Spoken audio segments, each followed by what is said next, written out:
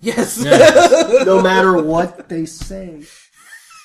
You're talking about the shows and not us, right? Okay. Yeah. Right. Guys, this is a labor of love for us. Yes. You know, we're on that level. But those guys get paid a lot of money. I don't want to stress that enough. They're all millionaires. Don't let them lie to you. Even the guys on TNA? No, they probably have side jobs, but that's besides the point. They're probably thousandaires. Yeah, thousandaires. Yeah, okay. At least, at least high four figures. Maybe 5. Well, let's talk about the thousandaires to start off with, okay? No disrespect. You just had a big pay-per-view. Huge. Yes. I think this past week's episode of Impact was pretty darn good. I surprisingly are going to have to agree with you.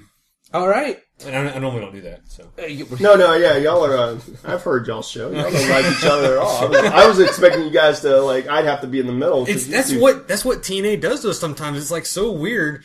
They can actually have a show that makes us agree on something. Yeah. And you know what? It's been a long time coming.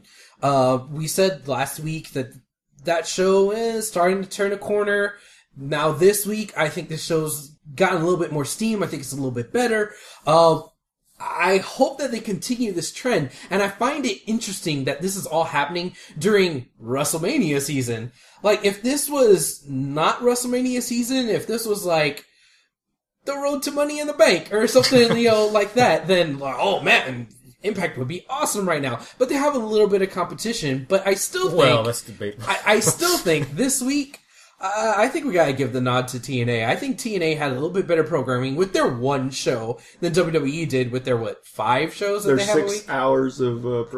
I really dug the Bully Ray explanation of how the Aces and Eights thing go. Even if you looked at plot holes and go, well, why would he get beat up, so on and so forth. He covered everything. He did. He covered all of it. And it was in such a way... Because when they first said, they announced or advertised that he was going to be telling you how the con went, I was expecting just a one segment promo in the middle of the ring, and he would just. Right. But throughout the show, I thought, well, that's really it. Does kind of fall in line. You believe that they may have had this plan all along. They took the time to actually sit down and cover anything that could have been considered a loophole or something, or a plot hole or something that they didn't think of. They tried to connect the dots. They did. Really. They did a really good job of it. And you mentioned this, Steve. There were some plot holes, and we could be nitpicky and get into the one or two little holes there. Did he really want to do that way? But if we kind of, because this is wrestling, just suspend disbelief for a little bit, I think that's as nicely wrapped of a bow that you could possibly put on this storyline, which was it 2 weeks ago we were talking about. There was 2 different storylines for Aces and Eights, or whatever. There was a storyline up until that match where they would get locked out or they would have full access, and then someone else just took over creative. I think this was a good way to combine the two and start over again, new, fresh. It's I was behind it the whole time because of X, Y, and Z. This happened here. This happened there. We are where we are now. Let's start over. And now they don't have to worry about trying to put in the dead man's hand and all the early stuff that went on with it. And we are wearing masks. And even Bully said it. I waited for everybody to get unmasked and then me. So now that they're finally done with all the rest of that BS, now we can start the third phase of the Aces and Eights storyline. And I don't mind, because I think this third phase is starting to look like it's gaining some steam, starting to look like it's being good. Okay, there you go. Well, you said it so well. I think having arguably a guy that's really on a good roll in Bully Ray as your focal point, and the fact that he did win at Lockdown, the fact that he is the champ, the fact that in essence he did turn when people were like, man, he's doing some of his best work. He's probably in the best shape of his life. So and it seems like now they have focus. The group before, it just seemed like, well, they're just beating people up. But now, again, because of the explanation, it all seems to work. Now they have to be pretty successful. They can't have that stopping period where, we don't want to give them the ball. Now it's Aces and Eights has to kind of roll over TNA for a while, the rest of the roster, just to So you can have that redemption story with AJ Styles. So you yes. Can, so you think it's going to be him too? Right? I think what's probably going to happen, and I hate to say it, I hate to burst everyone's bubble, because I heard the interview where Hogan said that he wanted to be TNA champion one more time. Yeah. And I think given the storyline, the guy, if you think about it, screwed the company, screwed his daughter, made a mockery of him, has him and Sting at odds. I think Hogan's going to be like, I have to be the guy to right the wrong, whether he does or not. I'm not saying that he's going to become champion. Because again, you've got AJ. It's a possibility. Yeah, you've got till October, because if they're going to really follow the storyline, and he does, plus he's got to really build. I think the thing with AJ is, anytime he's tried to be a heel, it almost hasn't worked, because he is a homegrown guy. Yeah. It's ultimately like Sting. And he's it's a natural hard. born face. Yeah. I can't see AJ as a heel. I mean, they put him with Ric Flair. They put him with Ric Flair, and I went, I'm okay with that, because, a lot of the promos that he would do with the Ric Flair thing it was partially truth, man. I'm the guy. AJ Styles is TNA. Right. Yeah. You can't say Hogan's TNA. You can't even say Sting's TNA. Right. Because they didn't get their start with TNA. They were names brought in. Sting was WC. I'm not going to WWE. I'm going to TNA. Yeah. But AJ's like the guy. I mean, outside of James Storm, Bobby Roode, Styles is the guy. So if it's going to be anyone with the redemption story who's going to have to go through those pratfalls of kind of being emo in a sense, like I ride a bike and I look. We're gonna have to get to this little bump first. Yeah. And I think it's all a story. Ultimately, it's going to be his redemption. I think come October, it's that big. Hogan goes, "You're the guy. You got to help me unseat Bully Ray." Now it only helps if they remain strong. If it's a situation where Hogan comes out on top I understand you've got to give hope to the fans. You can't just have, like NWO, where they ran roughshod. You've got to at some point have some retaliation, but I think even when they have their initial retaliation, you're still going to see chinks in the armor,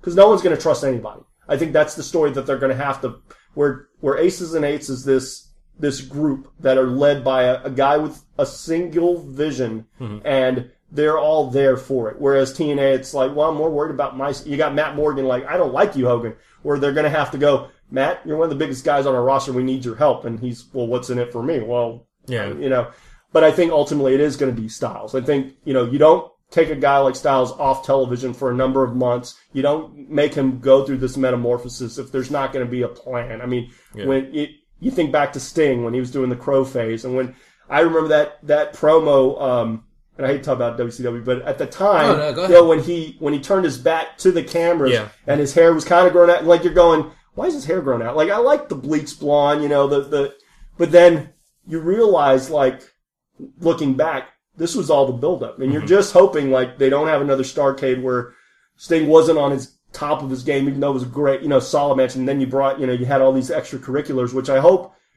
because if they're kind of retelling the story in a different phase, that they learn from their mistakes. Like, well, we don't want to do what we did there. I really hope they're, it's obvious that they're, when we said this before, that it's kind of a rehash of NWO, but like you said, hopefully they learn their lessons from the first time. Well, hell, I mean, Bully even mentioned it on Impact. He had said, "Oh, we did what NWO failed to do." They acknowledged it, and since they acknowledged it, I'm okay with it being a rehash, because there was a little bit of backlash there where it was like, oh, this is just an NWO, rehash or whatever. And people were getting a little bit upset about it. Now that they've came out and said, we're kind of doing an NWO thing, and they kind of gave the nod to it, I'm okay with it actually happening now.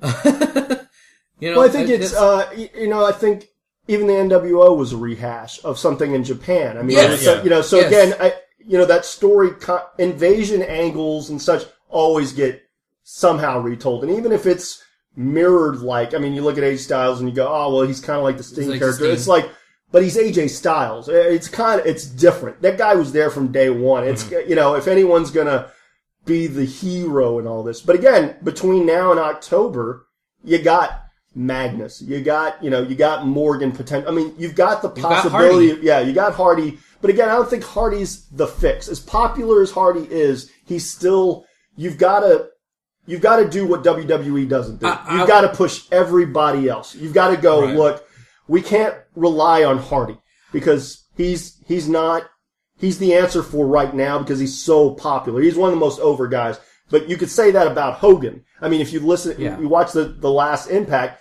when Hogan came out, he got the biggest reaction. And you're going, well, but he got the biggest reaction. I mean, he's in a city that predominantly he was big in at one point, and it's a nostalgia, but he's still Hulk Hogan. I mean, we still mark out to it. It's still there. I mean, honestly, I don't want to see him wrestle, but at the same time, I didn't want to see him when he wrestled at WrestleMania 18 against The Rock. I didn't want to see it. And then once I saw it, I went, brilliant.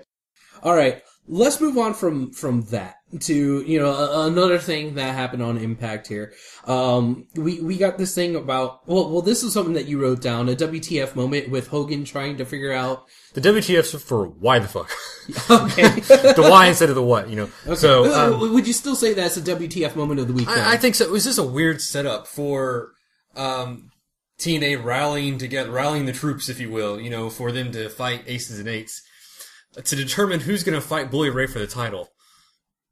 Let's have a 4-way. Y'all fight each other to determine who's going to fight. But wasn't that Jeff Hardy? That was Jeff Hardy. Jeff, in typical face fashion, was like, well, I could just get this rematch, but you know what? I want to see who. If I'm not good enough, but in theory, it kind of works. But at the same time, you just lost the title. Like, if I lost the title, I'm not going.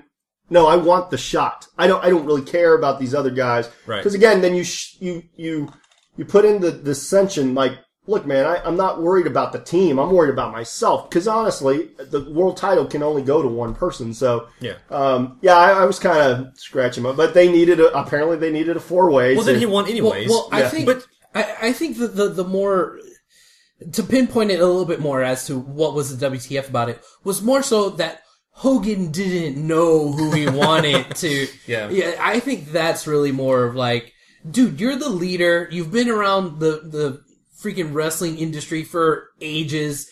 How is it that you don't know who you want to go up against? I mean, I understand it's a way to get an entertaining match out there for an episode of Impact, with the 4-way. I get it. But at the same time, it makes Hogan look so indecisive as a leader. But he's been doing that. If you think about it, like those the backstage segments where he's got everyone in a room and the camera's like supposed to be there, but they're catching it, and obviously it's the guys know that it's there, but at the same time, like, well, why do you deserve it? And it's kind of like, well, Hogan, just make you're the guy in charge. Just make the match. Don't ask the wrestler. Because I'm going to just some of that's entertaining. I mean, you see some guys who really kind of go with what they're doing. I think also it just shows like Hogan being, and I'm not going to be apologetic for it, but I think Hogan's just going, well, who really wants to fight these guys? These guys have just ran roughshod. Who really wants to be a sacrificial lamb to? Right. Because whoever faces him next is going to be a sacrificial lamb. Well, yeah, and then on top of that, isn't it like a unspoken rule, or not even unspoken, that you get an automatic rematch for the title? Yeah. So shouldn't Hardy just got it anyways? I mean, but then again, that goes back to Hardy saying, "Oh, well, I'll fight." Or James Storm. James Storm wins Bound for Glory, and then Robert Roode goes, "Well, your daughter doesn't like that," or something. He said something, and he goes, "You know what? I'll put my chance on the line." Then then it's like, oh, that's right. Yeah. It's just that thing of you're a babyface. These are kind of your boundaries. Like, okay, I've got to be a fighting person. I can't turn it down, and I'd have my rematch, guys. But it's still kind of and to go on top of that, besides the Bully Ray having the title, wouldn't another shot to Ace and Eights is get that damn title off of Devon? Dude, Hardy versus Bully Ray. Samoa Joe, wasn't he the last one to have the title anyways? I believe so. Did he ever get his rematch?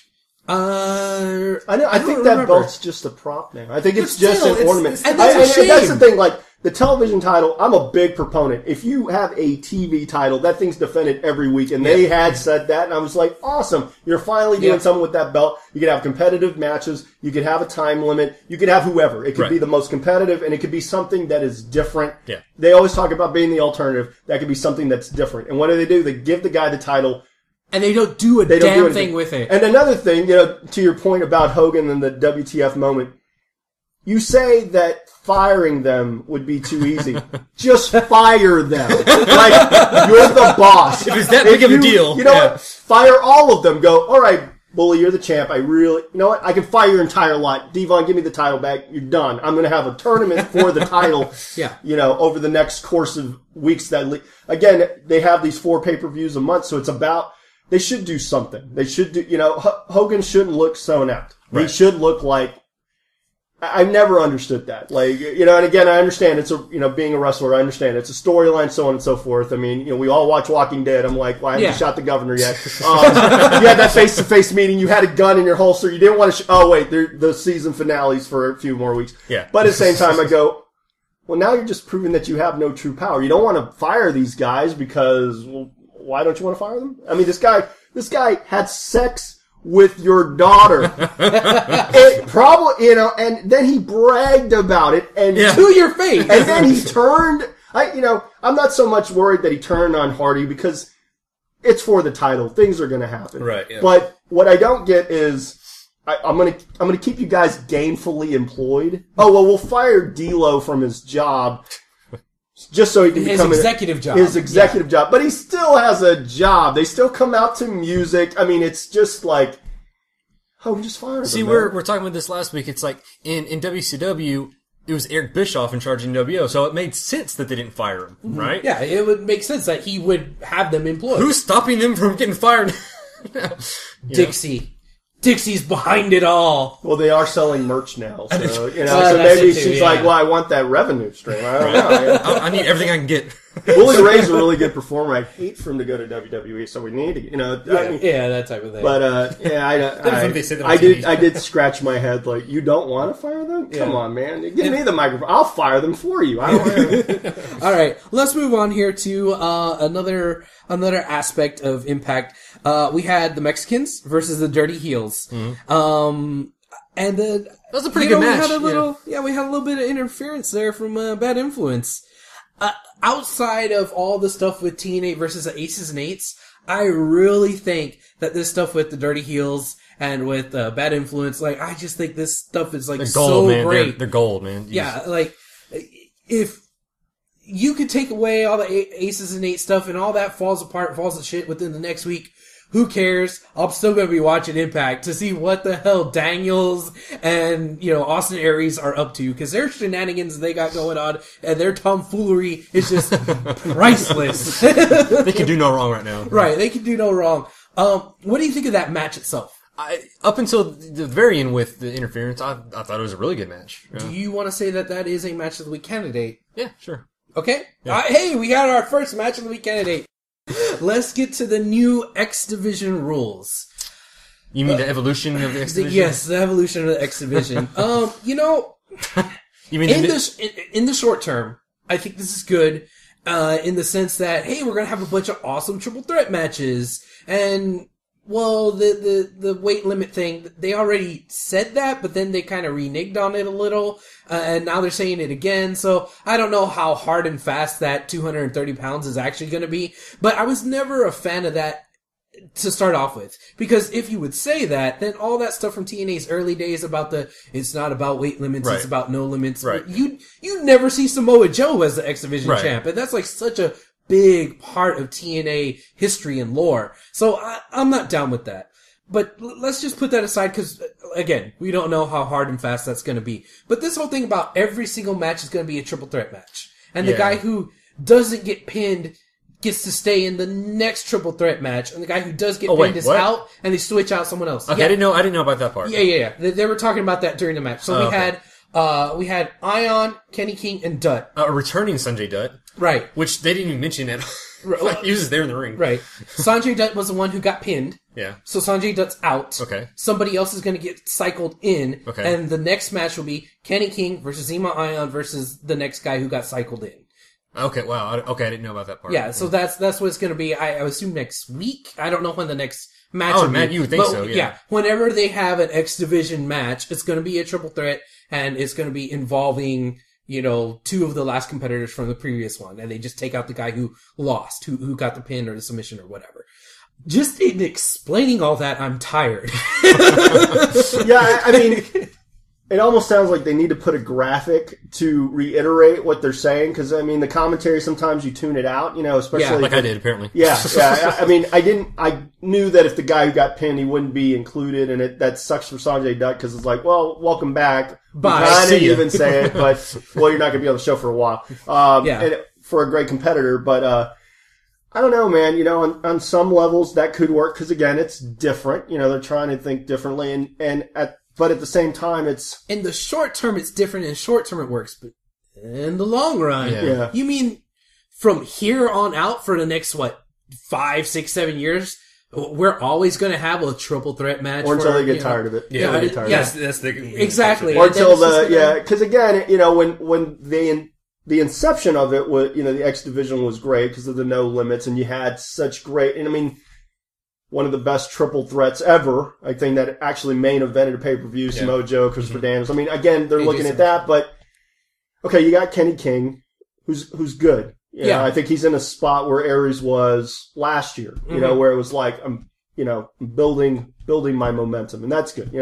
I mean, regardless of what happens with Rob Van Dam, my concern is, what does that do for the division, and what does it do for the guys that are in the division? Like, what does it do for Azima Ion? Like, what does it do for, and how are you going to, who are you going to bring up? Are you going to bring in all those gut check guys that have yet to debut? Are you going to bring those guys in? Or, I mean, where do you get the talent that's going to be showcased? Because, and again, it doesn't give any meat to the story. Exactly. You never see, you don't know any, I mean, outside of what Kenny gets, you don't know why he's there. You don't know his motivations. He's going to give you that tried and true promo, but how does he get to the next level? How does he become the next, because in essence, he's got to become the next Austin Aries as far as, when Austin got it, he made it a title so worthy that they go, well, we're going to give you a big title shot. Yeah. I think either you put in like a Samoa Joe or Kurt, you put in some guys with name value into it because, well, it's the most competitive belt out there. It's the most unique belt. It's a chance to really see how I am stacking up to the, if it's a Kurt Angle or if it's a Samoa Joe or if it's, any other guys that aren't fit in that big picture.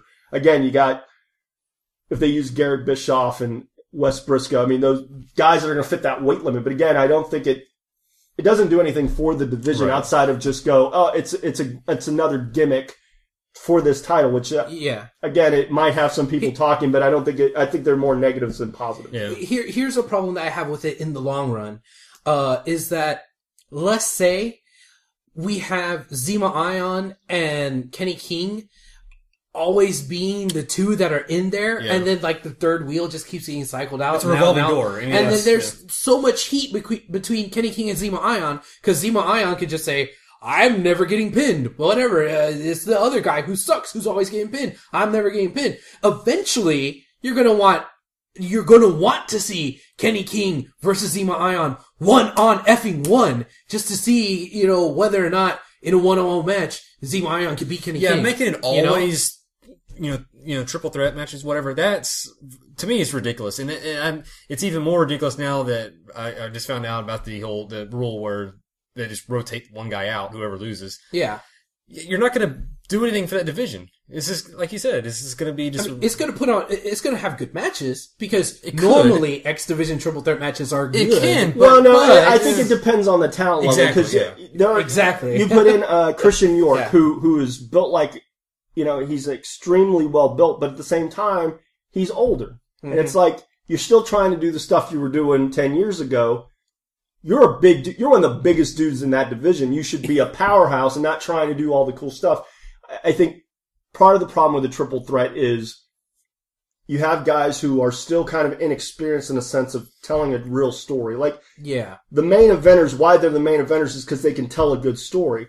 It's a title match, so that should be the story. But if you're putting them in triple threats where everyone's concerned about what's the next spot, you lose, again, the story. Like, what's the meat of, I mean, Kenny King's champ, great. Okay, he can survive these triple threats until hopefully they get what they want, like Abel was saying, where it's Zima Ion, that people are clamoring for this matchup, and then management has to make a decision like, okay, at the pay-per-view, it's going to be a one-on-one match, and then finally then they're building to something. Again, maybe they're just trying to get people to talk. Oh, triple threat every time. Oh, that's something unique. Oh, it's something for the X division. Oh, these weight classes, which they've tried. And, again, it depends on who's in the division. Right. All that being said, I want to say that the match itself is a match of the week candidate. Yes. That flip double stomp thing that Sanjay Dutt did. Oh my god, that was ridiculous. I can't wait to see it next week. Oh wait, I can't. Right. Who knows when you'll see that again. Exactly. But I'm surprised that somehow, Zema Ion didn't come out injured from that. Because that's a lot of weight coming down right on top of you. And that's really easy to kind of, considering he's back flipping, he's not just he's not just a stomp. flipping. Yeah. I've seen guys do the stomp, and even when a guy does the stomp off the top, I'm going, man, you are not giving me that. Yeah. But then to be a backflip, and it's, well, what if he lands on my face? What if he lands on my, because my arm? He's just going. He's just going. Oh, you're there? Great. Awesome. It's a great, wow move. But then he didn't even win, in essence, and I can't even remember when it was in the match, but it's like it wasn't It was right before the end. Like right before at least it wasn't like, boom, okay, well, let's just do a whole 15 more minutes of the match. It was that, and then Kenny King snuck in and either hit him with his finisher or rolled him up. Yeah. One of the two. Which, But hey, on the positive with the X Division, at least it's getting defended more than the TV title. True. For now. No, that thing's gonna. I think that's part of Devon's contract. I think he has to have that belt, and they're just not going to give keep it. It's proof that you're still very important to us.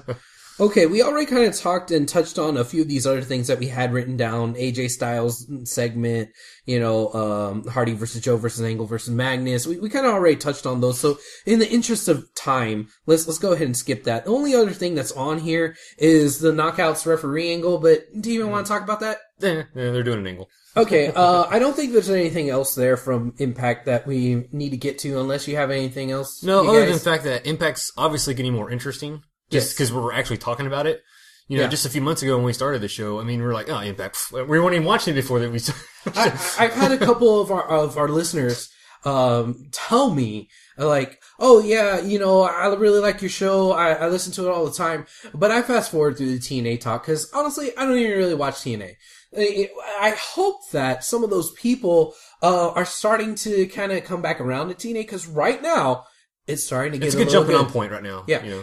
Watch. Now that we say all that, next week's episode's gonna suck ass. Well, I think what if they don't watch for any other reason, they need to watch just because of Bully Ray. Yeah. Because Bully Ray's probably doing some of the best work in both companies. Honestly, I think, he's something different. You're not going to get that at WWE. You're not going to get a guy that can kind of, and this storyline, as, even if we consider it recycled, at least it's something. It's something that's coherent, and they seemingly something that are hitting their stride more so than WWE. Like we all said, oh, well, it's WrestleMania season and here we are. Impact seems to have their groove and they seem to be going the right direction, which is where you want to be. So some great work. And now that he's champ, this is the first major singles title this guy's held, top It is title. true, yeah, this is the first, yeah. So, if for no other reason, you want to watch it to reward them for making a good decision. Like, wow, you put it on a guy and it's not Jeff and it's not, until they do something where you're going,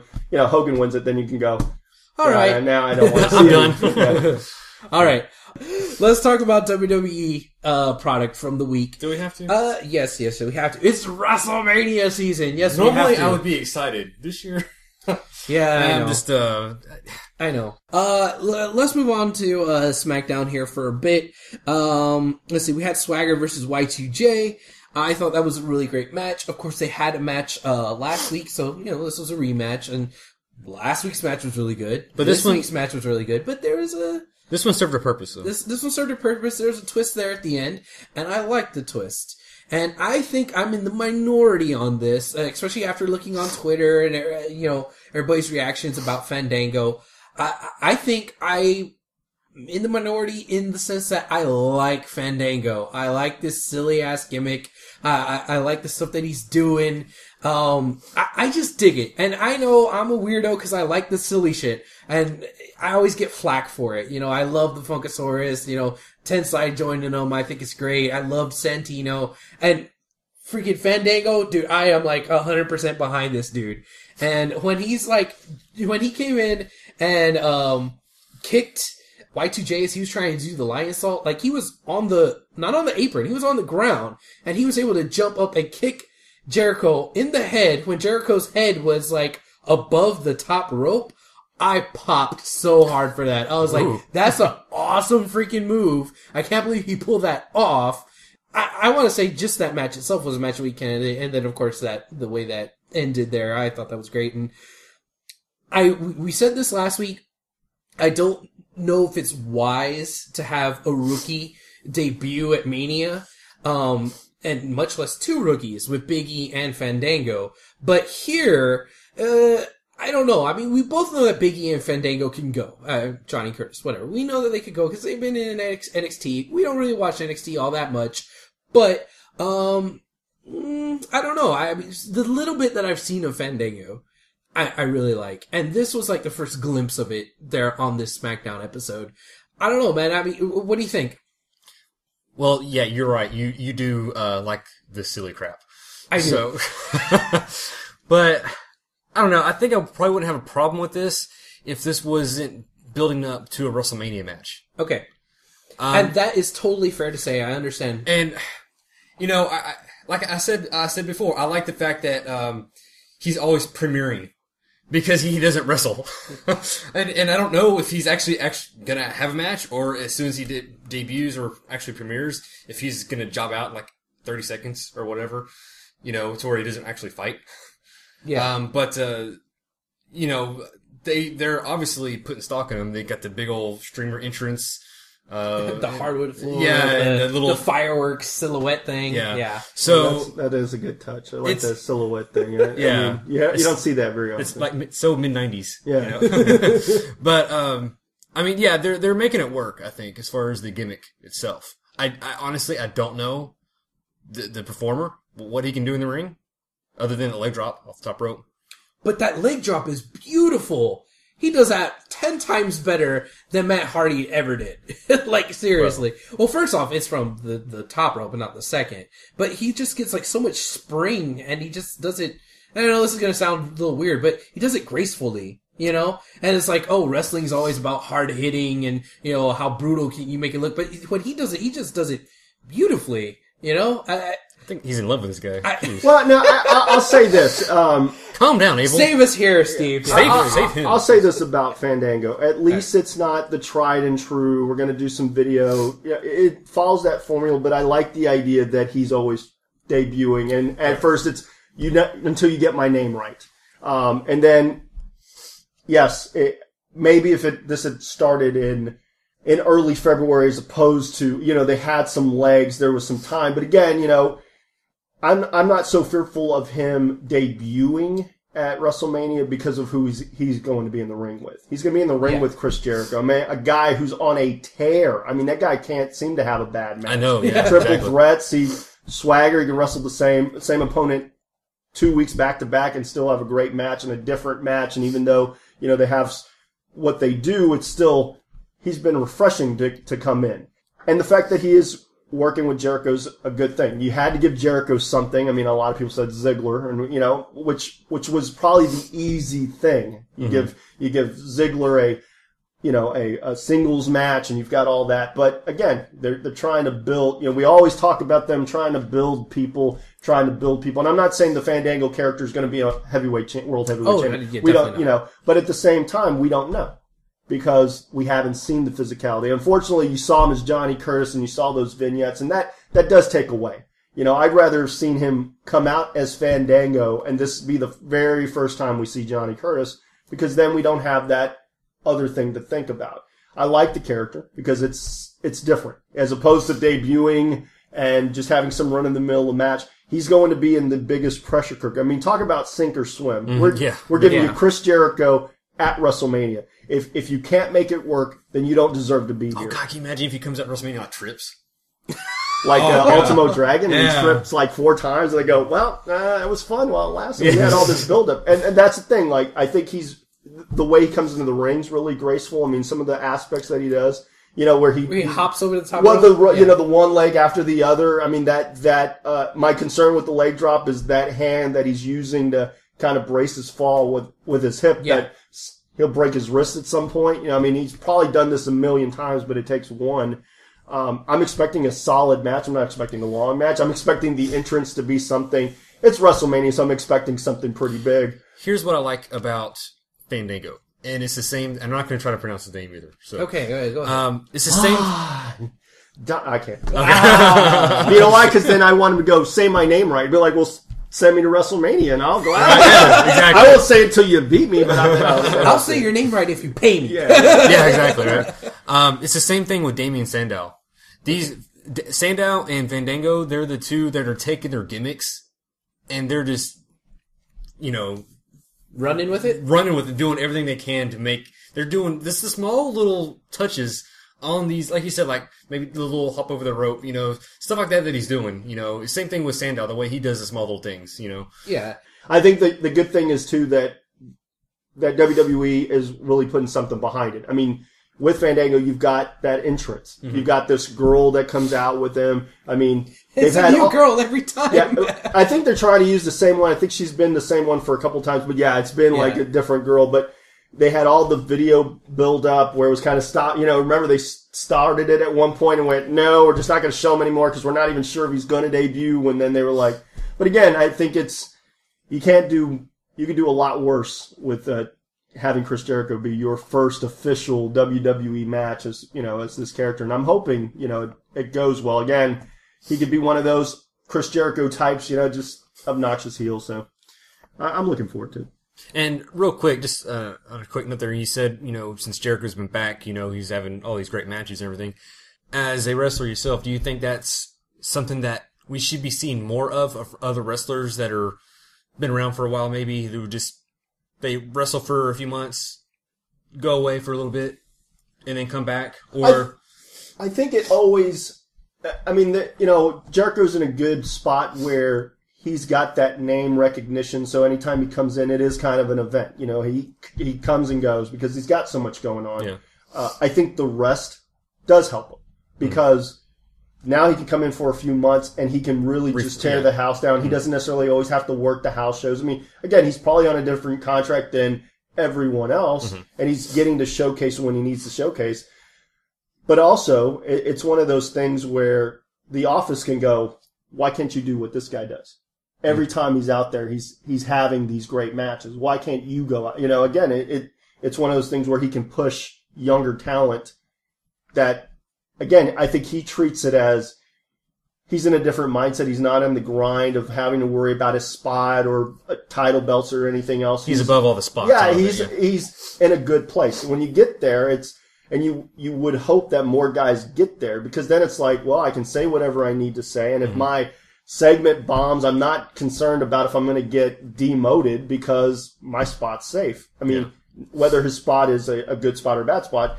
But again, I think the rest does help him. I think the fact that he's not always there actually works to his benefit.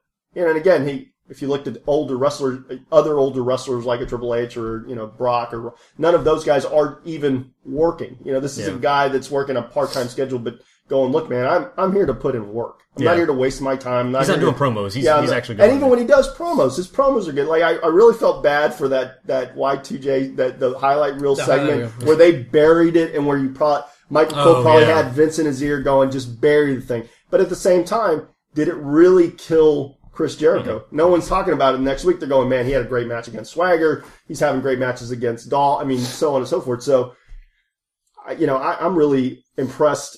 And again, he's one of the proponents of that DDP yoga. So it's like, he's another reason you're going, wow, this guy's even better than probably he was. Yeah.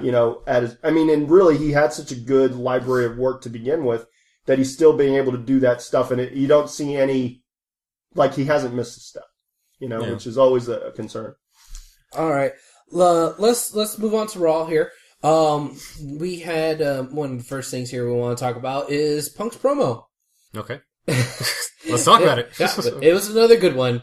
Surprise, surprise. You know, I mean, of course, Punk's promo is always going to be good. Hey, but Heyman was back. That's exactly what I was saying. And I knew you were going to. That's why I said it. You took the words right out of my mouth. Yep. We talked about this last week. We're like, hey, you know, Heyman's not coming out with them anymore. And then, boom, the following week, Heyman comes out with them. So I don't know if this is really going anywhere with that supposed stable that was going to happen, but it didn't happen. But it's interesting that he's managing Lesnar and I guess still Punk.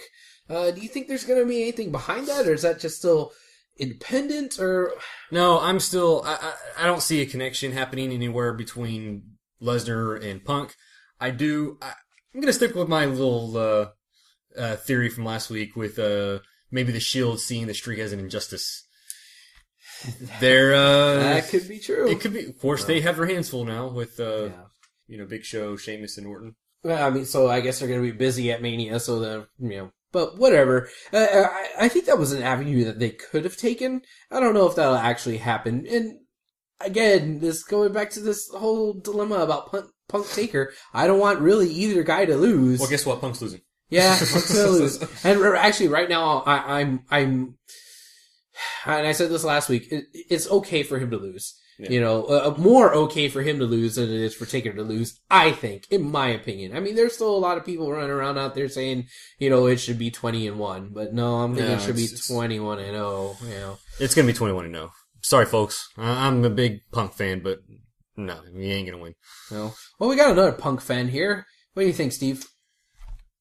You know, it's one of those unique instances where you do have people that are divided. You know, I think last year when it was Triple H, Taker, I don't know of anyone who really wanted Triple H to win. I don't think there was a whole lot of people that wanted Triple H and Undertaker to face each other again, regardless of, and then once the story came into I was one of those like, I don't want to see it, I don't care to see it, and then once they started the story, I went, okay, now I want to see, oh, you had Hell in the Cell at WrestleMania? Okay, I'll watch it. So it's unique because you do have people that are going, well, I want the streak to continue because it's such the foundation of WWE. It's one of those things, you know, like it's sacred now. It's sacred, but nothing truly is sacred in wrestling. This is true. Let's be honest. Right. And if Taker was to say, look, I've had a good run, this is not going to affect my Hall of Fame. Because I think even if he was 21, given everything else that the Phenom has done in this business, given his position within the company, that it wouldn't hurt him. It would hurt people because people are so invested. But that's the thing about it, is that everyone's invested. People want to see this match. Whether they want to admit it or not, they want to see what Punk and Taker are going to do with DQ stipulations, where it is a straight up match, where there should be no shenanigans, where, you know, and the interesting point about Paul Heyman, the only time he comes out with Punk now is when Brock's not on the show. If Brock's on the show, he doesn't come out with Punk. So there is that. Is he going to be there for Punk at WrestleMania? Or is he going to walk away because, well, Brock's got a retirement match to deal with, you know, he's got to retire Triple H. My personal belief is that if anyone were to take it, that Punk should be the guy because of the reign. Because it builds that legacy. Because even if he's around for another 2 years, he said it himself. I'll carry that burden. And before no one else has said that. Yeah. Triple H has never said that. He said, I'm going to beat you, but he's not, you know, I'm going to be the guy to beat the streak. But everyone said, you don't want to be that guy. No one wants to be that guy. But I think if anyone's going to be that guy, it could be Punk. Only because that's his career. Outside of the reign, which is awesome. 434 days is nothing to laugh about. Right. Taker picked this guy. I mean, when it was in doubt who he could face or who he was going to come back to, you know, what was he going to come back to? Was he going to come back for Cena? No. Is he going to come back for Brock? No. Even though they had that little stare down at the UFC show, Punk is the guy he picked. He picked him for a reason. Now, if it's just to have a good match because I know this guy's going to take care of me, I don't have to do as much. That's one thing. But I think it'd be really interesting. Talk about what you would talk about the day after if Punk were to win. That would overshadow everything. That would catapult him to where he could go, I want Austin at 30. And people go, Okay. Yeah. It's not, again, because if you looked at, he lost to Kane on that, the Paul Bearer tribute show. He lost to Kane in the main event. Well, if he continues to look weak to the Taker, and if it is a tried and true storyline, then Punk should go over. Mm-hmm. Whether it's by nefarious, it would suck if it was an asterisk where Taker became so consumed with anger and hate over what Punk has done that he gets himself disqualified, and you go, man, that's such a cop-out reason, but WWE... that would suck. Yeah, but that's the thing. It's one of those matches that you go, man, I really want to see that. I could maybe say that about the other matches, but that is the match that I'm going, wow. Because Punk is a guy that shouldn't be in that spot. Shouldn't be. When he came into WWE, I don't think anyone looked at him and said he's going to be the guy that faces Taker at WrestleMania. I don't think anyone looked at him like that. I don't think anyone looked at him and said he's going to be the guy who wins that WWE title and holds it for 434 days. I don't think anyone looked at him when he came in. I don't think they looked at him when he got cut that promo. But I think he's a guy that if anyone's going to get it, I'd rather him get it than Cena. I'd rather him get it than Rock. I'd rather him get it than Brock. I'd want him to get it because all those indie guys that are working at ROW and all those guys that are working this Saturday, all those guys that are traveling the roads can go, if Punk can do it, anyone can do it. That's the thing. Like, if you look at the business to get more viewers, to have more people talking, because if Punk loses, it's just another WrestleMania. It's just he's just another victim of the streak. Mm-hmm. Regardless of what he says, he becomes just another footnote in history. But you think WWE has the balls to do that? It's not up to WWE at this point. It's Taker's call. He's one of the few guys that could really go, Vince, I don't care what you want. This is what's going to happen. You tell him, and because of his status, it'd be the equivalent of Triple H going, well, Vince, it's best for business. And again, it depends on what they're trying to do. Yeah. Because Taker, as much as I want to say that guy's going to be around for 30-0, he may not be. We're saying now the guy should have retired after 20-0. Yeah. And we all looked at it like, well, that's the ride to the sunset. And the one interesting thing that Punk did say was, well, 20-0 is a great number, man. You should have left. Yeah. Because now you're facing a guy that doesn't care. I don't care if you're you've got all these supernatural powers. I don't believe in that stuff. I don't answer, his promos of all, if you listen to the promos, it's like, man, I'm interested because if they were to pull the trigger, as much as people would bitch about the fact that the streak is gone, and I've heard some people like, oh, Taker's legacy is over. It's like, really? Do you realize how long this guy's been in the company? Do you realize that he's one of those gimmicks that has never failed? He's evolved. Regardless of what we want to say, he's back for a reason. I don't think it's necessarily to continue the streak. I'm not going to be upset about it if he does, but I think, wouldn't it make awesome? Wouldn't it be something to talk about? You could talk about that 15 years from now, the day the streak ended. Yeah. And Punk could ride off into the sunset, or 2 years from now, or, after he gets his because again, that he wants to ultimately be the main event at WrestleMania. How can you do that without I have this reign of 434 days. Well, you know what? Rock smashed it. He in essence killed your momentum. And he wasn't the first one. Triple H killed your momentum. The only guy that's Teflon in all this is Taker. And if Taker were to say, you know what, I'm going to lie down for this guy because this kid deserves it, then no one could have a bad thing to say about it. Because at the end of the Monday after, you're going to go, what the hell is Punk going to say now? Right, yeah. And who's going to stop Punk? And then it becomes, then he gets that thing, because again, I think some people feel like he's lost something because he lost the title, and because of the way he lost the title, and because of this, that, and the other. But realistically, from the time he cut that promo, he's always had someone trying to cut his legs. Whether it was Triple H going, I'm going to come out of retirement to beat your... It's like, Hunter, step aside. This guy revolutionized your sport with revolutionized the business with one promo. One promo in Las Vegas, he got people watching. Yeah. He got people going, wrestling's kind of cool now. And then he got on he was on ESPN for a bit, and he was on Jimmy Kimmel, like things that he would normally not get. Having the WWE title going, I'm the champ. I'm the guy. And it's like the title started to mean something. So again, I think, not just because I'm a fan of his work, not because I'm a fan of the reign. I think if anyone's going to drop it, if anyone's going to beat that streak, again, what are the alternatives? You want Brock to win it? For what? Because he's Brock Lesnar? That guy went to UFC. He went to the Minnesota Vikings. He didn't even want to be here. You want Rock? Rock doesn't need it because he's Rock. Yeah. John Cena? Do you really want John Cena to be the guy? I'd really want Punk to. Again, if you raise the argument, because there's no one on the horizon. You talk about building names and mortal guys, making guys like into something that's going to rival John and rival the Machine. That's the guy, whether they like to admit it or not. And again, if you want to reward someone for their 2-year run where they were the guy, then why not? I'm not saying it's going to happen because who knows? Yeah. He could watch 15 minutes into the match, Tombstone 1, 2, 3. Yeah.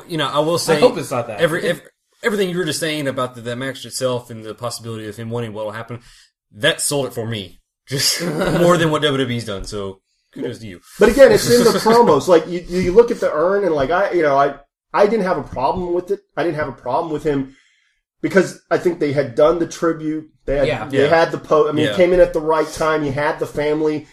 If I were to pass and if I was part of that company and they wanted to do some kind of storyline, I wouldn't have a problem with it. I'll say that right now. If they were like, well, we want to use you as a storyline thing, fine, that's cool. If that's what you need to make it a personal conflict between because again, but beside that, what did you have? You had CM Punk going, I'm God. Yeah. And then what? Taker comes out to go, well, you're not. Yeah. No one's bigger Undertaker than hasn't done anything really. He's just kind of stood there. And there again, he doesn't really need to. But there falls in like, there's also that issue. Again, like you take realism, you got to suspend disbelief. Where it's, you look at Monday, you look at that promo, they do all the passes, so on. Paul's running up the ramp, Punk escapes. So what's stopping Taker from going after him? The ropes?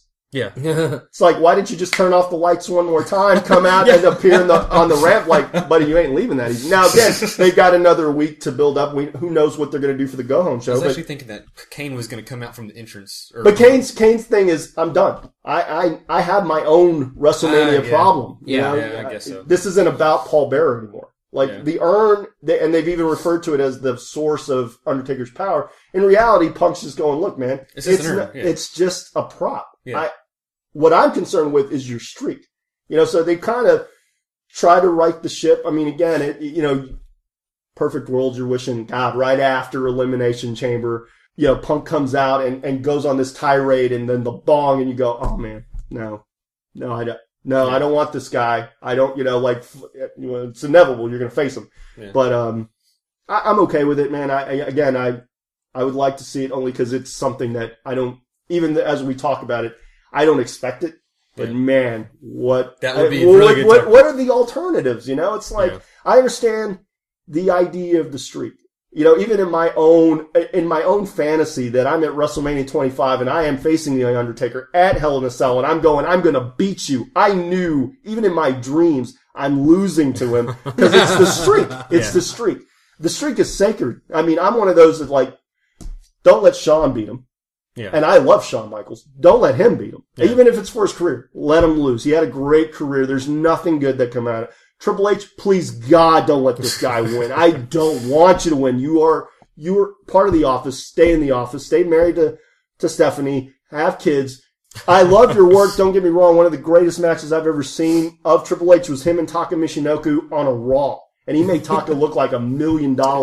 I know the guy can work. I know he's got great mic skills. I know that he's paved the way. But in a lot of senses, it's like, I don't want to see that. But if I wanted to see anyone, a young guy, relatively young, still kind of in the prime, not on the decline, because when Punk walks away, he's walking away because he doesn't want to face the decline. He's like, I'm good now.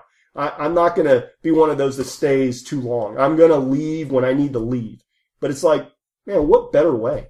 What better way to get people talking so that that guy carries your product moving forward? But again, I've heard he's going to take a break because he's injured. But he's one of those guys that's going to work hurt. On a bum knee, he still showed up. So, those are rumors. But again, the Monday after WrestleMania is what I'm looking at. Like, okay, man, what could you imagine opening the show with the ball, and you think it's going to be Taker, and here comes Punk in the Shredder outfit, like, well, this is over, you know? Yeah. 21, let's put that graphic back up, 21. And a couple years ago, probably more than that, wasn't that the ultimate, I don't want to say goal of the streak, but wasn't everybody saying... to give somebody the ultimate push. That was what everybody was saying, who's going to be the guy. Yeah. Now it's like, we don't want to talk about that. We don't want to say that there's going to be some guy that's going to... Yeah. And I think there have been aspects like Randy Orton at WrestleMania 22, the Legend Killer. Like, I think at one point, that was going to be the guy. Yeah. And then because the streak wasn't the streak. Now it is the streak. And now it's become this thing like, it can't be... It's bigger than a title. Yeah, he can't lose it. Well, again, depending. Because if you honestly believe that Taker's... that's his legacy, is just a streak, then you're really shortchanging the fact that this guy's been in the Shark Tank for over 20 years. He's been 20-0. No one's ever going to come close to that. No one's ever going to stay undefeated at WrestleMania, because the last guy that even came close was Edge. Yeah. And they quickly were, and he made reference to it, and then he tapped to Taker. Miz, I think, might be the only other one that's been successful, or at least, has had wins. I don't think he's lost. I think he was like 3-0 and then he lost or something. Well, he won at WrestleMania. I mean, he was part of Team Johnny. He won there. I mean, again, that's neither here nor there, because none of us like the Miz. Anyway, I like the Miz. We'll cut this out. Now, stop talking about the Miz. God damn. But again, yeah, we this is a whole other show. We can talk the streak, the special. We'll just talk about. So what was next on, that was done on a tangent on? We got more stuff? Let's see here. I want to add another match of the week candidate on there. Dolph versus Y2J. Yep. It was, going to be Fandango coming out, but then he's like, I'm not fighting anyone. And then Dolph came out, and, then we had Dolph versus Y2J. I thought that was good. Again, more shenanigans there at the end with Fandango coming back out, and then, building even more so towards this Jericho versus Fandango at Mania. But let's not talk about Jericho and Fandango. I just want to say that the match itself, Ziggler versus Y2J, I think that was a good match, which that shouldn't be a surprise. I mean, Dolph is great, and we said it before, just a few minutes ago, Y2J is great, and it's been on a tear. I don't see why that would not be a match of the week candidate. So, hey, match of the week candidate. That being said, okay. I don't think that we have any other match of the week candidates, so let's review. We have from Raw, Dolph versus Y2J. From SmackDown, Swagger versus Y2J. And then from Impact, we had the three-way, Kenny King, Zima Ion versus Sanjay Dutt. And there was another one in there. What did I say? It was the Mexicans versus Dirty Heels. Mexicans versus Dirty Heels. Out of those four, what do you say, Trav? A lot of choices this time. You know what? I'm going to go with Ziggler and Y2J. All right. I'm going with the three-way Kenny King, Zima Ion, and Sanjay Dutt, because I'm a mark for the X Division. Thank God we don't agree this time. Yes, okay. I know. I'm a mark for the X Division, and that backflip double stomp thing. That was cool. That was pretty cool. Oh God, yeah. that made it for me. Steve, what do you say? Probably Y2J Swagger. Y2J Swagger. Yeah, I think I like the Ziggler one. However, no, that's not about the match. I just thought I dug Swagger Y2J a little bit more. Awesome. Sounds not good. saying that Ziggler and Y2J is like probably 1A for me, but I mean, right. Yeah, it's pretty close. Well, it sounds like we're in a three-way tie here, and as always, we want our listeners to chime in. Send us your tweets, Facebook us, tell us what you think should be match of the week. Let us know, guys. All right. Do we want to talk anything else about Raw as far as like stuff with Ryback, AJ, Caitlyn, anything else? I did have something. Oh, of course. I'd be disappointed if you didn't. Ziggler, okay. When they announced this tag match, yes, you see Ziggler in the background, kind of like, I don't want to do this. Kind of arguing, you didn't see it. He didn't get on a microphone, but you see it in the background as AJ's making this challenge. Yeah, his body language. Big E's all about it, but yeah, they don't even make mention of it. Ziggler and it, none of us, it's like, all right, we'll just go about doing it. And I think I have an issue with that. And that's one of the things where consistency in your character, like Ziggler, we know he's got money in the bank. Mm-hmm. People can argue about that. Like, oh, well, and I say you can blame Edge for everyone's Money in the Bank push because they did the same thing with Edge. And it worked. You kind of forgot that he was Mr. Money in the Bank, even though he carried the briefcase. He went on kind of a losing streak. He had the Hardy thing. It all worked. He had storylines that kind of fit. He had Kane. He had Hardy that made his big return. Then he was feuding with Flair. He loses to Flair by DQ, only to cash it in at New Year's Revolution. And then we're like, wow, that was a great way to cash in. And from that point on, WWE went, okay, this is what we're going to do. Yeah. Every guy who gets that contract, every guy who gets that case is going to do it by nefarious means. And it's going to be about when he cashes it in or how he cashes it in. Because regardless of what kind of losing streak he goes on, the minute he cashes it in, everyone's going to be on edge. Because it is Ziggler. Because he is a great performer. Unfortunately, he's such a great performer. He makes everyone look good that it's like, well, we don't need to worry. This guy makes everyone look good. He's an entertaining guy. People still want to see him. With that being said, if you had a problem with the tag match, why not just say you have a problem with the tag match? Why not further that story along? The dissension. Yes. Even if it's, we got to get back on the same page.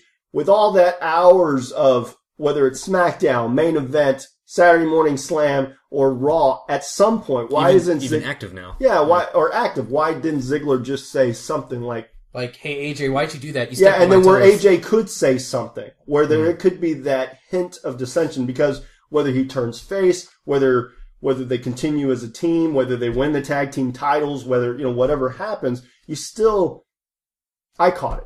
And I'm sure other people caught the body language and go, well, why? Because the writers just, they're not going to remember. But some people are. Like, if you want to create more dimensions to Ziggler outside of that, he's a great performer and he holds his briefcase that he's never going to cash in, or he's going to wait till July to cash in. No one knows when he's going to cash it in, because half the time he says, I'm going to cash it in at here, and I don't cash it in for whatever reason, or why am I not on the show? Well, why don't you cash it in?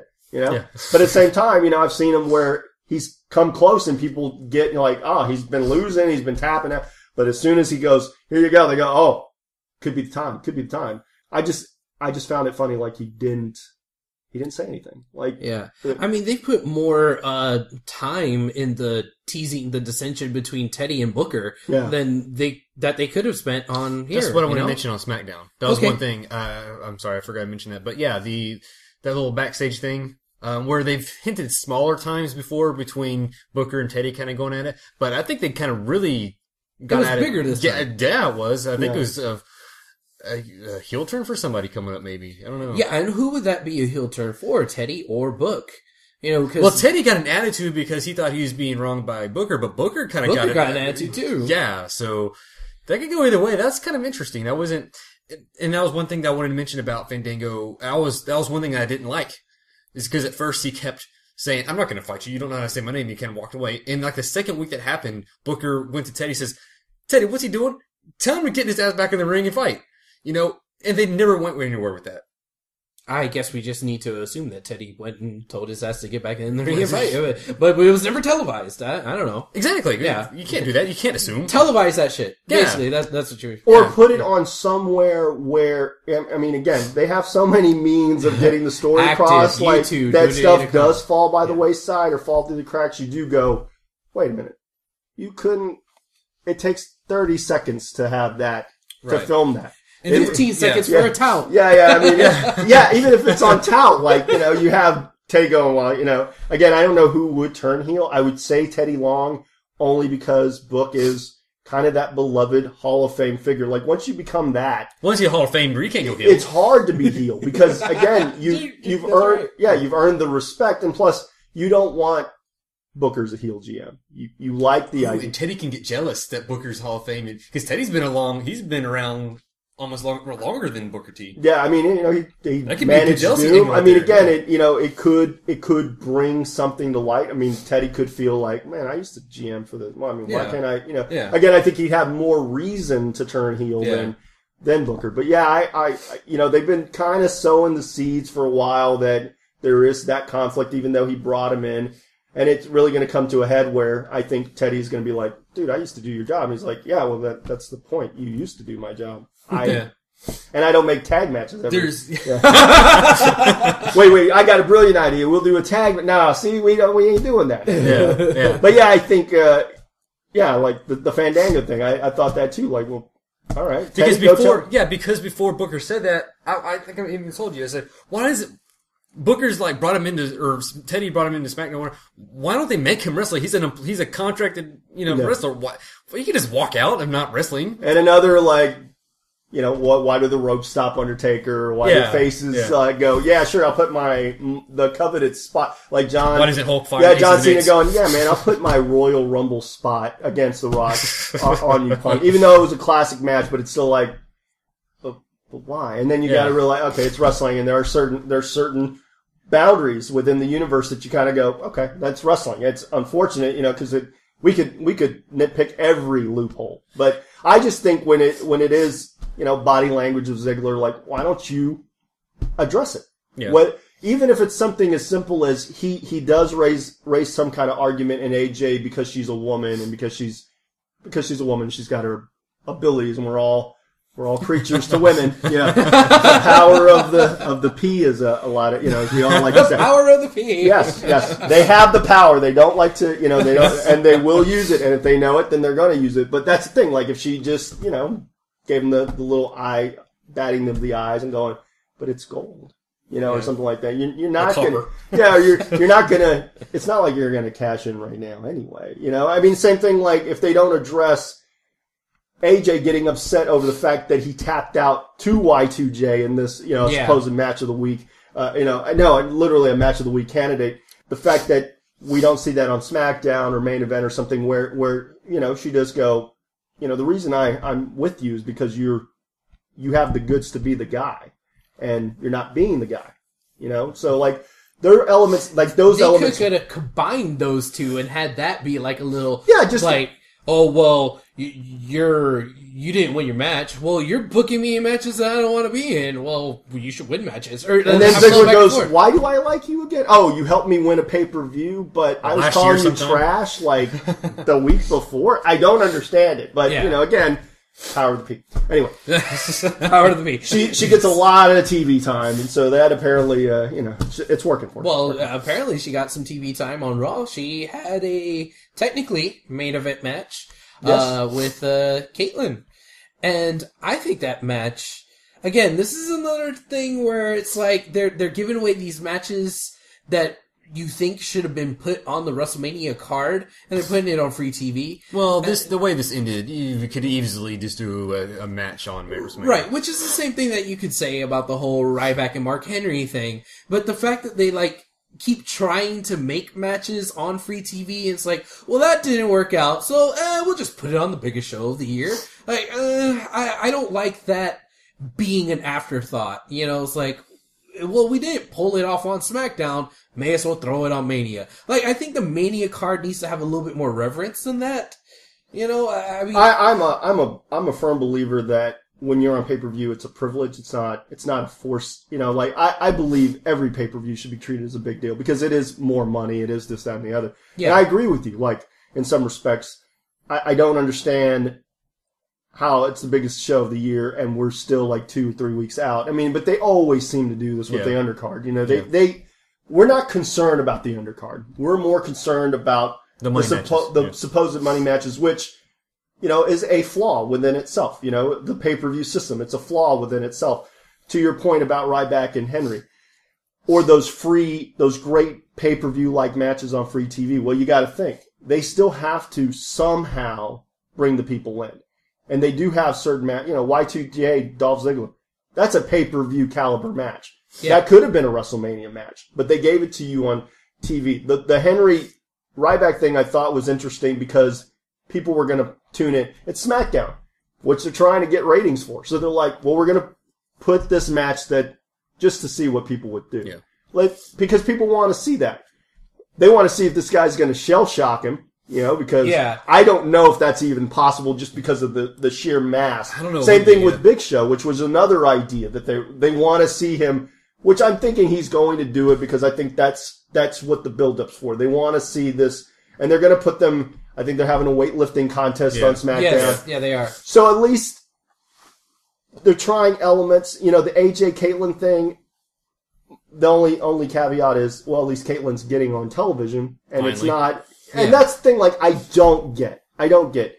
She had this big win at the 20th anniversary. I was in Houston. I was there. I watched it. We all were there. Yeah, she got a pretty good reaction. Eve did the honors for her. I'm leaving, but here you go. I'm going to, you just wonder, like, AJ, well, you've also got your managerial duties the same night if they do hold WrestleMania. And I think, some matches you can tease, like it's a tease. Like you saw a little bit, you know that they have a history, they're going to have a couple weeks to build. But again, I could see them taking time, but it's like, how much time is too much time? Mm-hmm. Because your main stories are the ones that are going to get the most. And I think at the same time, it's like when they throw these off the wall matches, because on paper, and Big E Langston, I understand why they're putting him in main, at WrestleMania, and again with who he's working Kane, and I'm not so concerned. He's in a tag match. He's got, Ziggler's going to do the majority of the heavy lifting. Big E's only there to showcase his power, so it's kind of a formula that's going to win. But at the same time, it's like I'm a firm believer that those that don't get spots at WrestleMania, like. Wouldn't that be interesting? Like if they were asking guys, like they did some last year, what do you think of Rock Cena? And like guys to go, well, I really don't care about Rock Cena because I'm not on WrestleMania.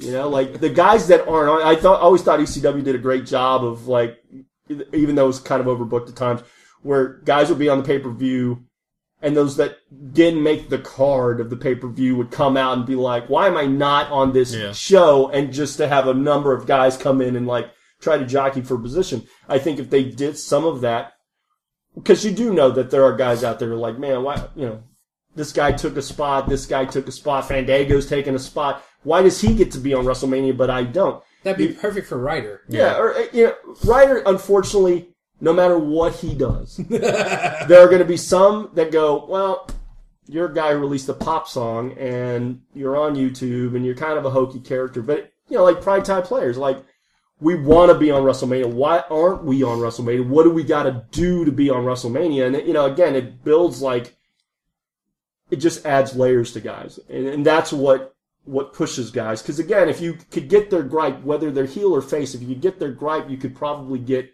behind them somewhat. Mm-hmm. And I think when, that WrestleMania spot is sacred. I look at a guy like Randy Orton who is in a triple, 6-man. But in the back of my mind, I'm going, why isn't that guy facing The Rock?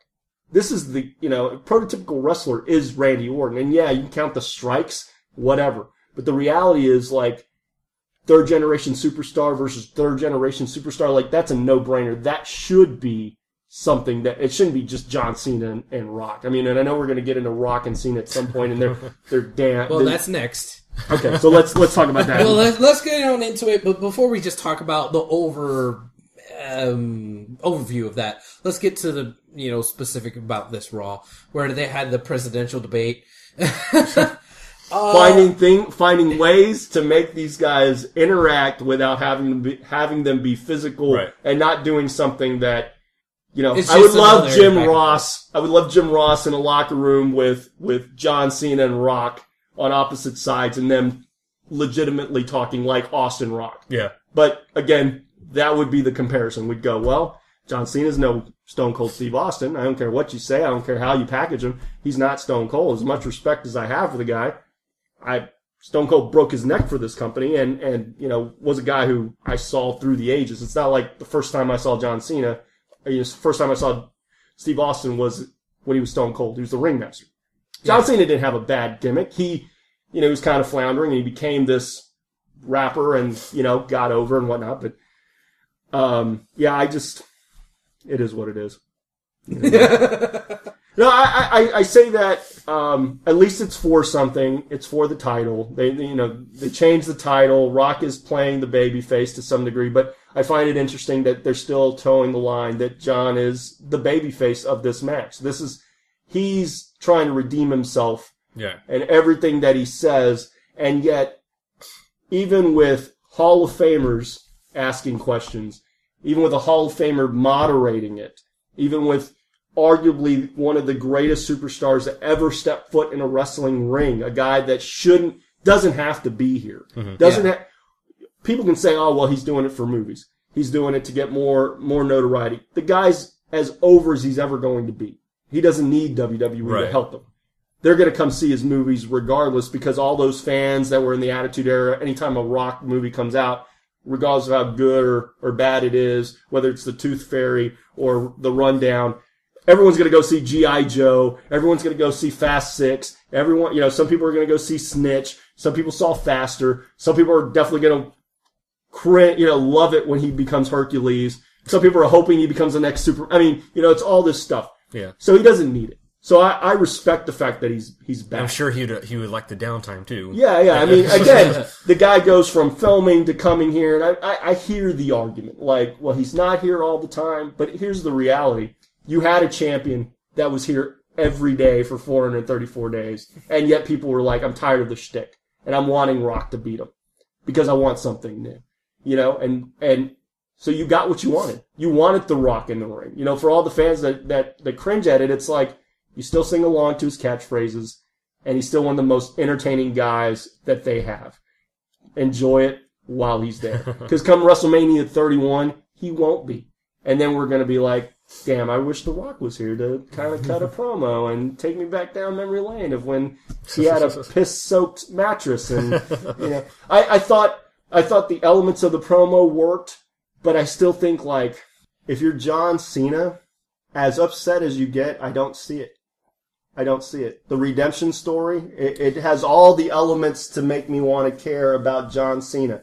Like, I love the picture of him with the WrestleMania stage in the background, and he's sitting like Tom Brady after losing the Super Bowl, and he looks like so disheveled. And then he barely gets past Brock, which I thought was a mistake. I thought you should have killed John Cena. Yeah. Just so that he'd have... I kind of attribute it to Nightfall for Batman, where the Riddler, Bane's throwing everything at this guy, and he's just getting destroyed. You can't...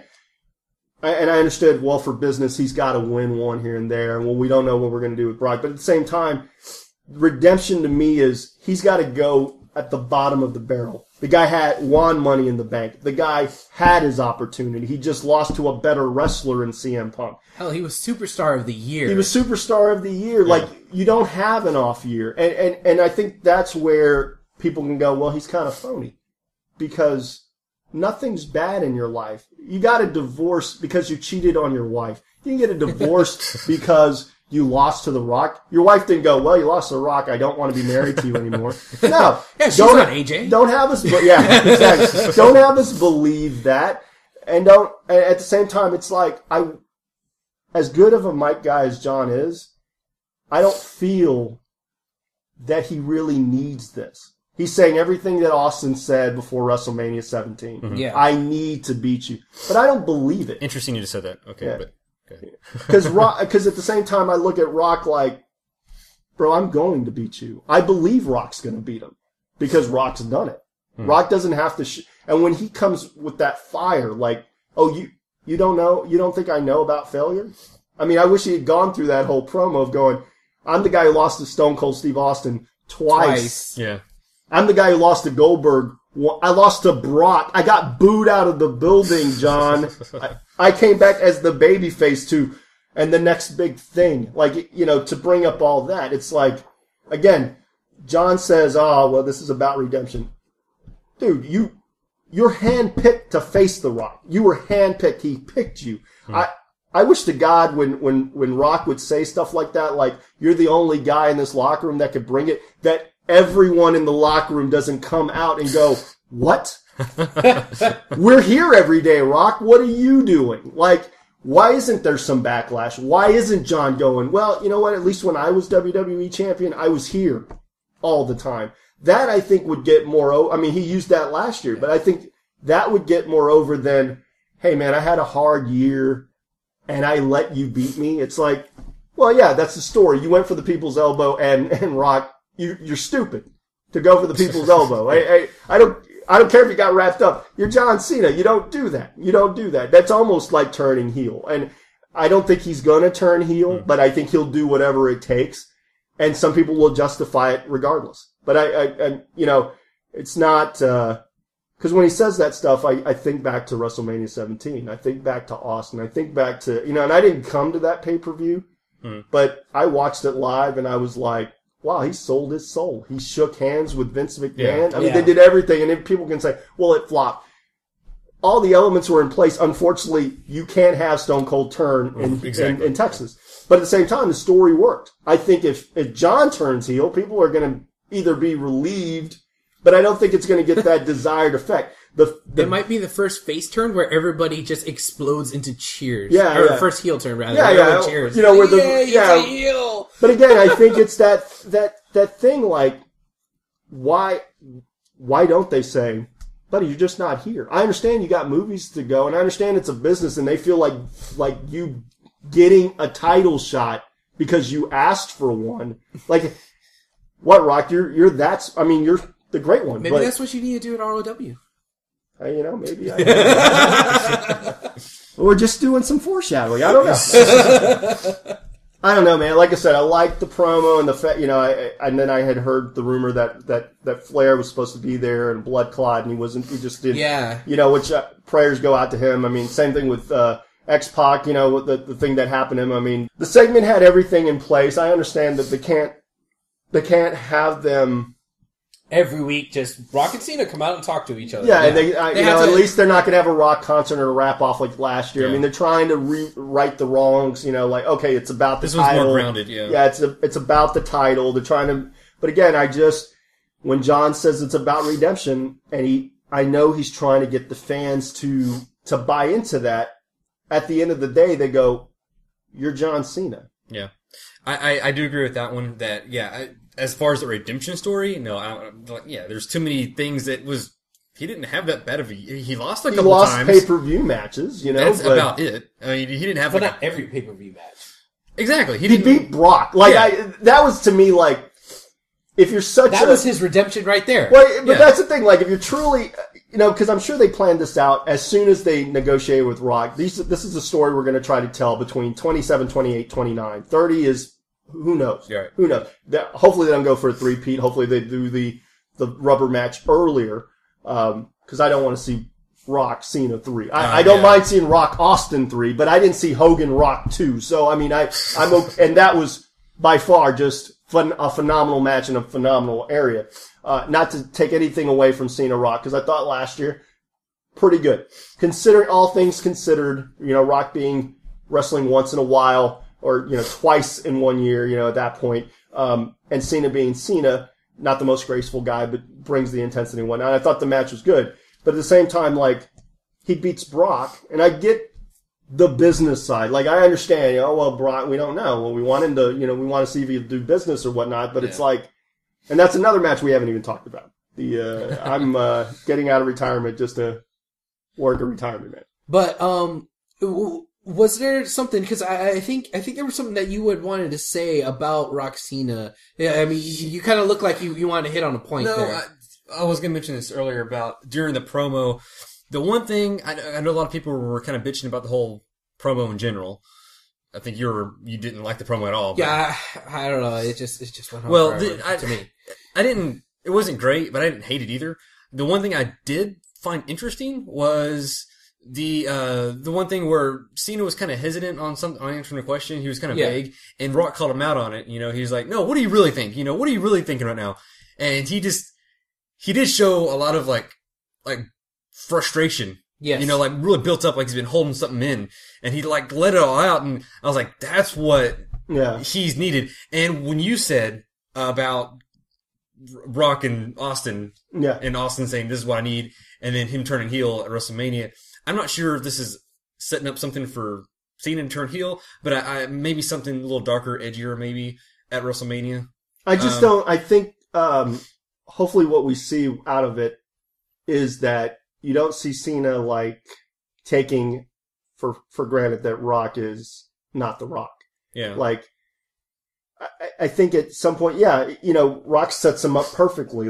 Just say it. Say it. And I think at that point, if John had even gone a little further, had gotten in his face, because there's nothing to me kills a promo when they go face to face and he does you can't see me. Because, I mean, again, Rock, of course, Rock retaliated the right way, pushed him, and there had to be a point. But I think if if they just said, if Rock goes, no, man, just say it. Just say it. And instead of Cena getting into like, I have to or anything, he just gets in Rock's face like, bro, this is not last year. This isn't me like cowering over you or anything like that. I'm gonna beat you.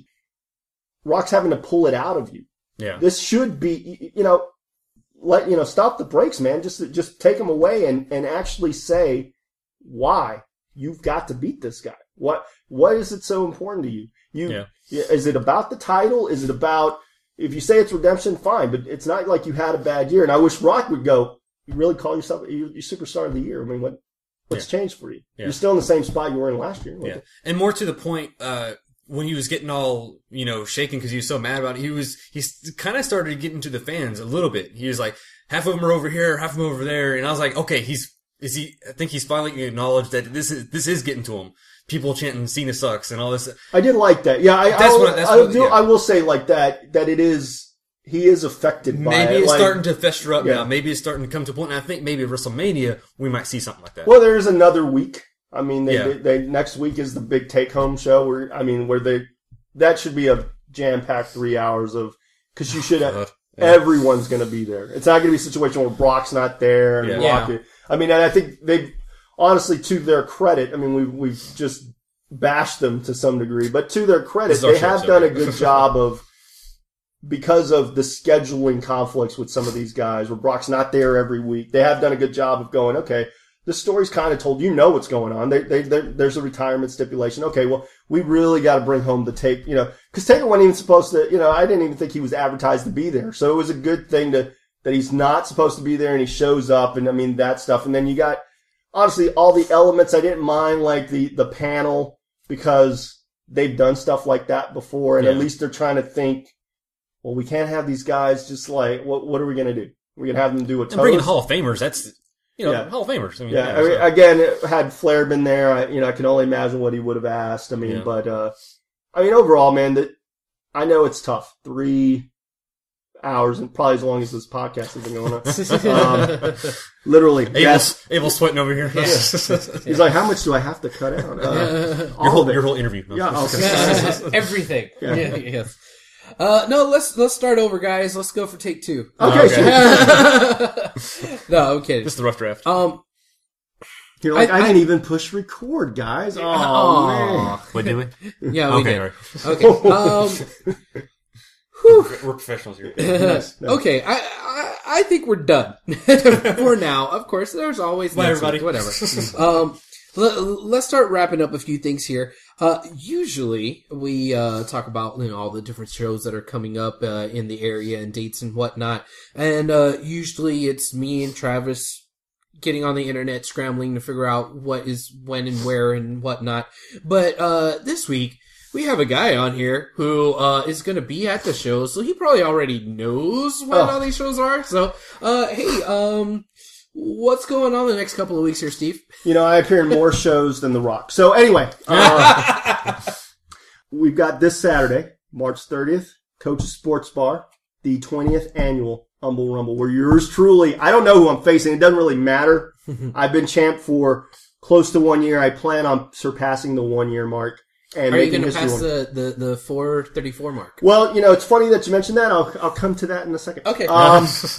Next on the agenda, apparently, if they can quote my price, because I am their champion. I'm talking about Coastal Wrestling Federation, April 6th. I don't know the name of the show. I'm sure it's something phenomenal. We're still kind of at odds because they pay Jake the Snake more than me. So April 6th, I'll be there, possibly defending my title. Who knows? I've got 3. I might defend all 3. I know March 30th, I might defend all 3. April 13th, a mainstay at y'all's favorite show of shows, the reality of wrestling. We don't have favorites. Well, hey, that is kind of, I don't want to say it's your home base, but hey, that's where we all have. Yeah, yes. That's how we met. Yes, there you go. Your love for PWA, RW. Anyway, they're having another taping. New champion, Jasper Davis. I'm sure he's going to be in attendance. I'm sure you got Ransom, whatever he says. I know 500 of his family will be there. The only reason you're over is because your entire family is the audience. Oh, anyway. But that's the only jab. He is the internet champion. And, if anyone's going to be internet champion. Anyway, I don't even think he knows what a computer. Anyway, jabbing. I love Ransom and Mama Ransom. She makes some awesome cupcakes and cookies, which, really what a wrestler needs right before he goes out there. Right. Then, I don't have anything April 20th, although that is my wrestling anniversary, also my anniversary. So I'm, going to be taking a little bit of a vacation. But I think April 19th, NWA Houston, even though I'm not part of that, so you guys are actually getting pub and not paying for it. Parade of Champions. Some WWE guys like Rob Conway. Imagine that. He's got the world title of NWA. We won't even cover that. NWA apparently trying to take over the world, at least by putting their name in front of other promotions. Anyway. And then April 27th, Gulf Coast Power Pro Wrestling. Talk about 434 days. I've surpassed that. I've been champion for so many days. Now I just count months. December 10th, 2011 is when I held the title. So come April 27th, we're looking at 16 to 18 months of me being the champion. I hold the belt in 3 separate promotions. And if I have my way, I will hold both belts at ROW. Yes, I'm talking to Booker in case he's listening. Charmel, you're the GM. Make it happen. I am the best talker on your roster who's never had a microphone. We're probably going to cut all this out, so it doesn't really matter, right, guys? Awesome. We were just messing around. This is the Anyway, like I said, if you have any questions about those promotions, look, it's like Coastal Wrestling Federation. I'm sure you can see that on Facebook. Texas All-Star Wrestling, that's also on Facebook. Reality of Wrestling not only have their website, they have thefeed.com and YouTube. They got it all. And Facebook. Then you got NWA Houston. Who knows? We've given you enough pub. Then you got Gulf Coast making their grand return in Beaumont Montag Center, where yours truly will defend his title that he's held longer than CM Punk's historic reign, and yet I still can't get a title match at ROW. Anyway, with that being said, Travis, Abel, it's been a true pleasure. I know this show is longer than an ROH show, which you guys are going to in June, which we weren't even going to talk about. Like I said, this show keeps going. This will still be going by the time in June. We're still recording this. Anyway, I am your reason to mark out. I'm the guy who puts the pro in professional wrestling, and more importantly, after listening to this and seeing me in action, you know as well as I know, as well as everyone listening knows, there is no show without Steve DeMarco. Bank on it. Holy shit. Okay. Now I have to follow that with our little other plug. So, great. Thanks. No, but you know what? Much to your credit, Abel, you remember all this stuff. I can't even tell you what my URLs are usually. I just tell you go to Steve DeMarco. You're the one who goes Twitter. I couldn't even give you a / this. I'm just type in the search. Search my name. Search my name. You'll find me. Google me. Well, that's funny that you say that, because this is the first time that I didn't actually write down all of the URLs. Oh, now you've killed it. Now you've now given the fans inside the curtain. You're like, no, I'm going to tell you how it is. I usually write this stuff down. I thought you did it from memory.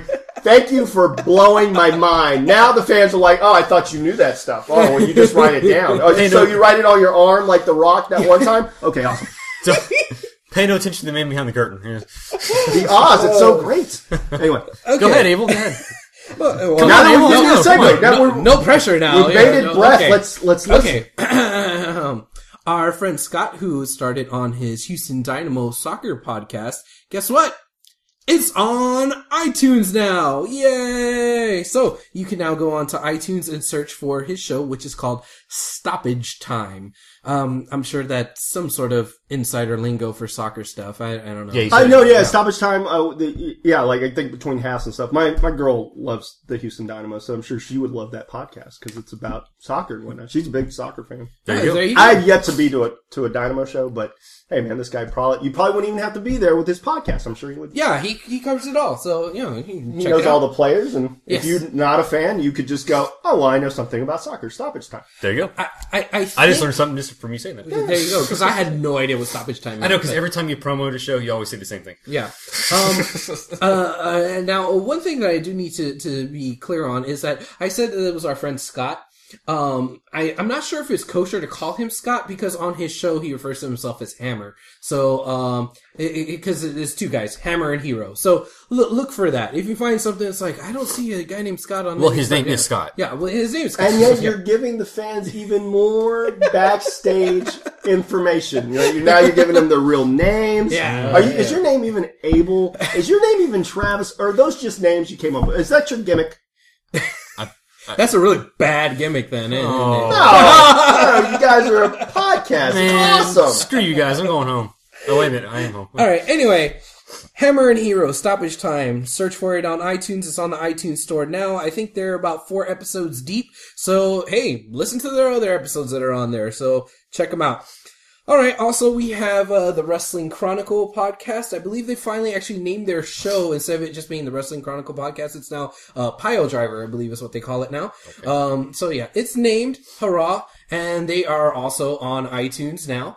And they're I think they're on their 5th show now. So download them on iTunes. It's I think if you still just go on there and you search Wrestling Chronicle, you'll be able to pull it up. You could also, just check it out on Twitter and Facebook. And we will, I'll retweet that stuff. Whatever. Okay. Then also, we still have the Wizards podcast. Trav, did you listen to the little commercial that they did for us last week?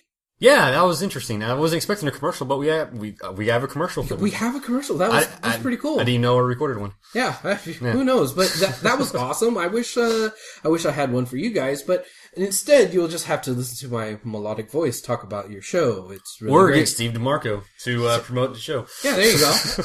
Well, I know they had. Wait! I got one for this. Really interesting interview with Rob Van Dam. Really interesting interview with Raven. And actually, I learned something: how not to interview someone like Raven. Like, don't question him in the middle of his podcast. Like they talked about that too. Like they talked about it. He went, guys, I got to go walk my dog. And I was like, oh man, they must have. I think because the guy asked him something that had already been asked. It was like, man, you're not paying attention. Well, I guess I'm leaving. So, not like you guys. You guys actually gave me. Wow. How much time? We got like six hours to go? Yes. 6 hours to go? Yes. Awesome. Okay, check them out at wizardspodcast.com. Mm-hmm. Or excuse me, no, I switched that around. It's shiningwizards.com. Yeah. Their Twitter handle is at wizardspodcast. It's really confusing. Right. Anyway, check them out. All right. Next up, we have our band that does our music for us in our World Order. They just had a big old party this past weekend, so I'm sure they're all hungover and passed out right now. But whenever they decide to come to, check out their Facebook page. They'll probably have another show upcoming here pretty soon. Well, it doesn't matter if they're passed out if someone wants to go check out their website. Right. Well, they could check out their website, but I'm just saying if they have like a show that they're putting on, right. They're not going to do it right now. Right. Anyway, check them out. Of course, we also always have our friend Aaron does all the t-shirt designs. For us because we had t-shirts. Yay! All right, so check him out. Facebook. It's Awesome AG Designs. If you need any t-shirts, logos, banners, what have you, he's the guy to go to if you need something from someone that knows how to draw. Wow. Okay. He really draws. Yes. There you go. That's it. Okay. I'm done. So am I. I'm done. I'm done with the show. Jeez. Okay. Steve. No, excuse me. Sexy. Thanks so much for being on the show. It's been a pleasure. Yes, it's been a pleasure. And informative. I either get that or I get people like going, man, I should go to church because this guy looks like Jesus, and then they walk off. I see the results. That's why I got the Buddy Christ on my shirts, which will be available March 30th. Hey, that's what you did there. Yeah. Cheap plug. There you go. But it was a real pleasure, guys. Hopefully the next time, if there is a next time, we will not run so long. Maybe you'll do this in parts. I don't know. I don't know how we're gonna have to now. Yeah. Well, at least for the YouTube, it'll have to be in parts. Jesus. That's what we had to do a couple of episodes ago, right? Yep. Yeah. Okay. Good luck with that. All right. Thanks so much, guys. Thank you for listening. If you made it this far, we will be back next week with another thrilling and riveting episode. I'm sure we'll have somebody on. Will we? I don't know. We might. We'll figure it out. We'll let you know in the middle of the week if we find somebody else to interview. Or whatever. You'll still listen anyway, so there you go. Yes. No, you know what? Next week is the big WrestleMania build-up. Mm-hmm. That'll probably be the big WrestleMania show, so y'all probably don't even need a guest. You could probably do it yourself and talk about how all these matchups are so strange. Well, we did such a good job this week. What could we possibly talk about next week? Oh, I know. Oh, the Brock. No. Yeah, whatever. Brock, I'm we didn't even talk about Del Rio and Swagger. Oh my God, we didn't even talk about No, we're not starting back up again. No, save it for next week. Save it for next week. Okay. All right, let's get out of here before DeMarco starts talking again. Adios, my friends. Keep it classy.